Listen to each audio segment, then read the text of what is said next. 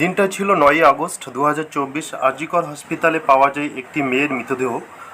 তার সারা শরীরে ছিল আঘাতের চিহ্ন, চোখ মুখ দিয়ে রক্ত ঝরছিল। তার নিচের অংশ ছিল উলঙ্গ, মেয়েটির পা এবং পেটে ছিল আঘাতের দাগ। তার প্রাইভেট পার্ট দিয়ে রক্ত ঝরছিল। আর এই মেয়েটি কে ছিলেন জানেন? সে ছিল সেই হসপিটালের একজন জুনিয়র ডক্টর।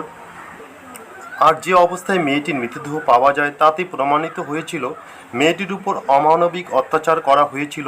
কিন্তু হসপিটালের পক্ষ থেকে মেয়ের বাড়ির লোককে কি জানানো হয় জানেন? মেয়েটির আত্মহত্যা করে মারা গিয়েছিল। এমনকি শুরুর দিকে পুলিশরাও এই ঘটনাকে আত্মহত্যা বলে ধামাচাপা দেওয়ার চেষ্টা করে।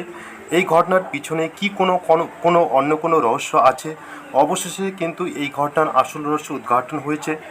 কতজন মেয়েটিকে পাশবিক, শারীরিক ও মানসিক অত্যাচার করেছিল, এসব কারণ জানতে ভিডিওটি শেষ পর্যন্ত মনোযোগ দিয়ে দেখুন।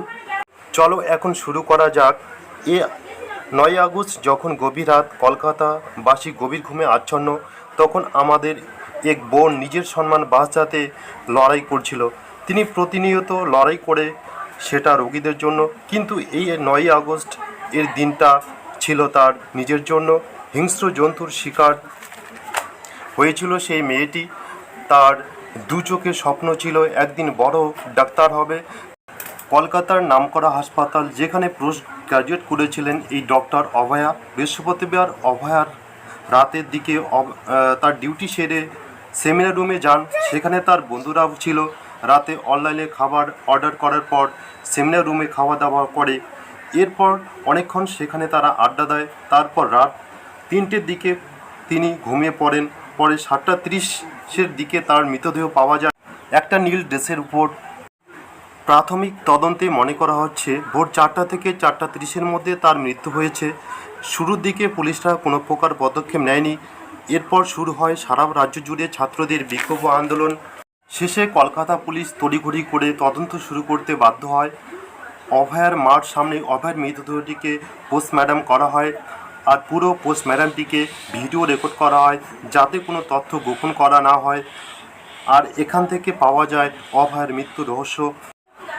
তার গলার হাড় ভাঙা ছিল, তার শরীরে সিমন পাওয়া গেছে, তার প্রাইভেট পার্টে আঘাতের চিহ্ন পাওয়া গেছে, চোখ, ঠোঁটে, মুখে সারা জায়গাতে আঁচড় এবং গভীর ক্ষতের চিহ্ন পাওয়া গেছে।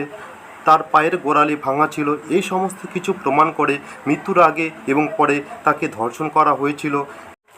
এরপর শুরু হয়ে যায় শোরগোল। হাসপাতালে প্রিন্সিপাল বলেন যে মেয়েটি সেমিনার রুমে একা থাকা উচিত হয়নি।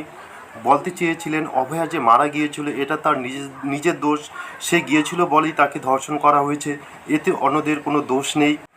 আর এই যে সন্দীপ ঘোষ, যাকে দুবার অন্য হাসপাতালে ট্রান্সফার করা হয়েছিল দুর্নীতির জন্য, এছাড়া র্যাগিং, ক্যান্সারের ওষুধ আটকে রাখার ব্যাপারে তার নাম জড়িয়ে যায়।